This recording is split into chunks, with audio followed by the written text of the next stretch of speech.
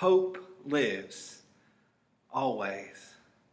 Throughout this pandemic, we have not been able to hold worship services in our church because we've been in keeping with the scientists and the experts and the people at the North Carolina Department of Health and Human Services.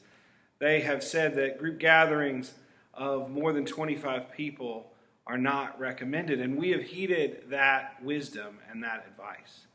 They've recently changed their advice, their recommendations for churches to be able to allow indoor worship for up to 100 people, which meant today I got to move chairs around for a long time, the chairs you see behind me, making sure that they are 6 feet apart so that we can begin to gather together again.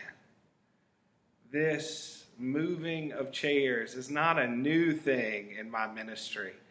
At every church I've served, I feel like I have moved chairs for a large percentage of my time at work. But this is the first time in all of that time I moved chairs with a sense of hope toward what we will be able to do because those chairs have been moved. I look at these rows of chairs and I imagine what it will sound like to say the Lord's Prayer and not just hear my voice by itself. This is an example that hope is still present. Yes, we will have to maintain adequate social distance. Yes, we'll be wearing masks and we'll go by all of the COVID protocols that we can to keep one another safe, keeping a keen eye on the continued advice of the North Carolina Department of Health and Human Services. But this is a good sign.